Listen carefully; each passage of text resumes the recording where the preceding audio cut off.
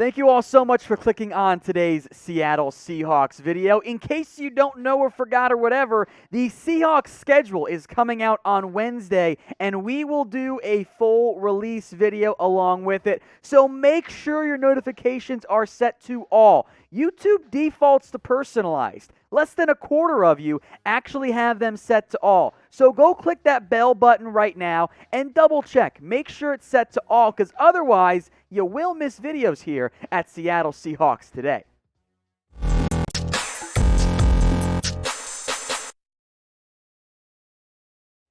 Let's chat rumors here around Seattle. We're going to dive into some defensive conversation on today's video.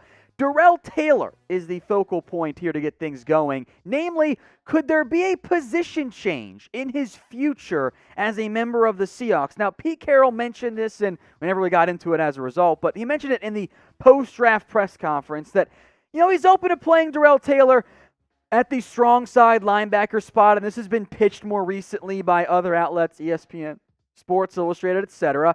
And I am pretty intrigued by it for a couple of different reasons. Number one, it helps get Darrell Taylor on the field. Number two, he's kind of played that role in the past. Now, as things currently sit, Darrell Taylor is a pass rusher, a defensive end. But there is not a clear and obvious path to playing time for Darrell Taylor right now. Carlos Dunlap, Benson Mayowa, Kerry Hyder, all brought either back or signed on contracts that are going to get them on the field in 2021. Those are the top three guys. Then there are youngsters like L.J. Collier, Rasheem Green, who offer some inside-outside flexibility. Aldon Smith's status is kind of up in the air right now as another kind of defensive end, strong side linebacker hybrid. Then there's Alton Robinson, who played more than Darrell Taylor, who missed his entire first year as also some leg issues. So defensive end is pretty full. But at strong side linebacker, it's much thinner. Obviously, Bobby Wagner, Jordan Brooks are going to be out there at linebacker in nickel packages, which is what most teams run anyway. Cody Barton is their fronter to be a Sam linebacker right now, but he's very much unproven. Aldon Smith could fill that role, but he's in trouble again, so who knows about him? He's a giant question mark. And then that leaves Darrell Taylor, who did play some 3-4 outside linebacker way back in 2019 and beyond that when he was a member of the Tennessee Volunteers in college. 10 tackles for loss, 8.5 sacks.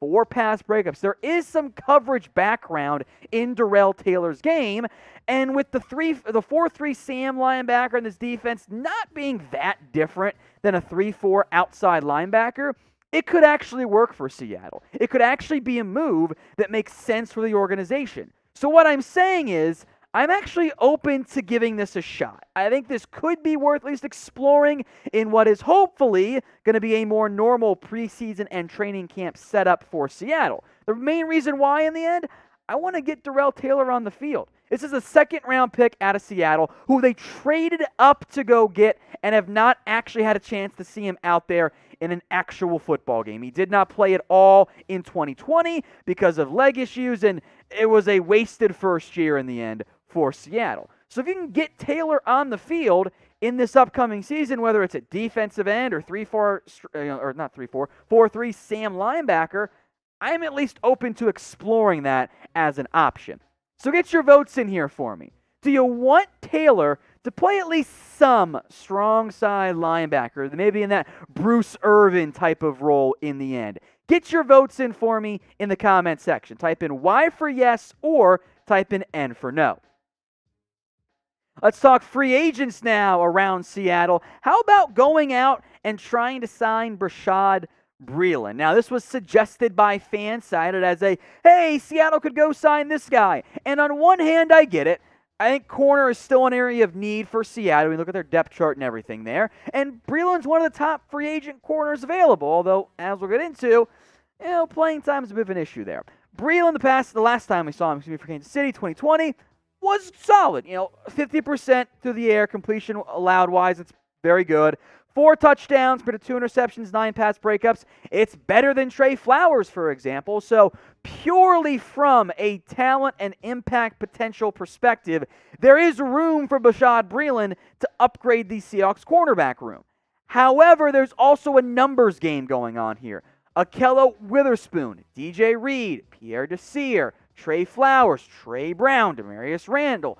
those are 6 guys who are outside corner options who are either already invested in by Seattle or they have starting experience as an outside corner. So it becomes a game of, okay, well, who are you cutting on the outside to make room for Breeland? Maybe Trey Flowers. That one certainly, I think, does make some sense for Seattle as an organization.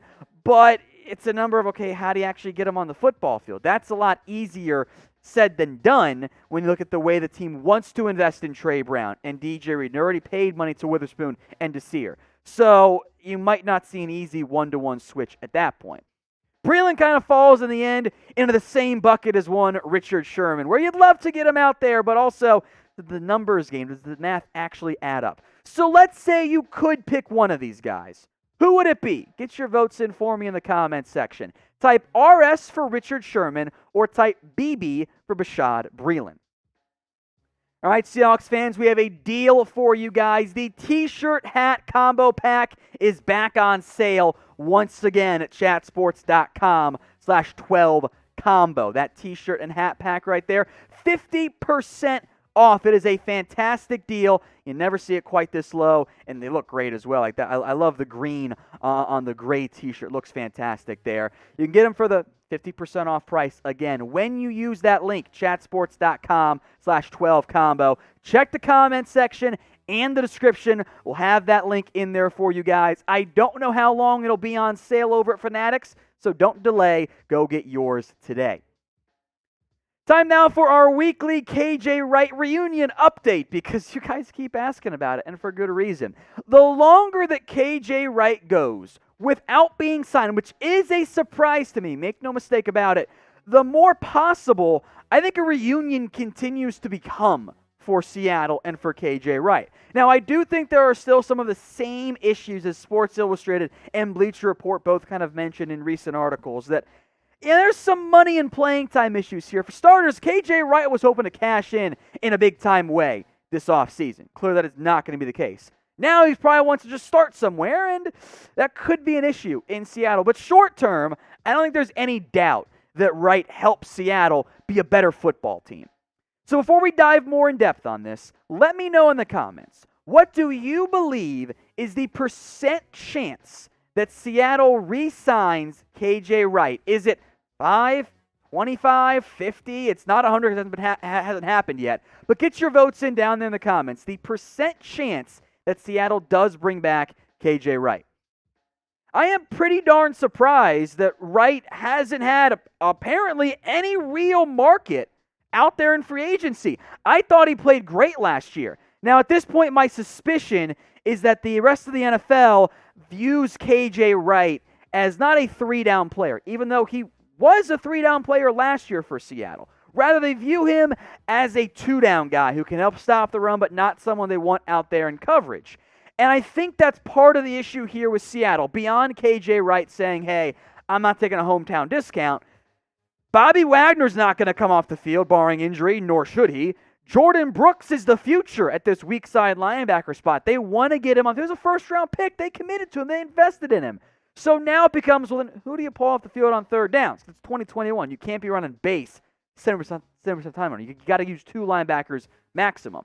Wright makes you better. He makes Seattle a better football team. But figuring out what the role is that allows Seattle to still invest in Jordan Brooks and, of course, Bobby Wagner, and still find a way to, pay Wright a decent amount of money, I think is a little bit tricky. It's not like Seattle has one good linebacker. They've got 2 right now, so they need a third. Maybe, maybe not. So it comes down to role. It comes down to the price tag. But the longer it goes, the more likely I think it is KJ Wright ends up back in Seattle.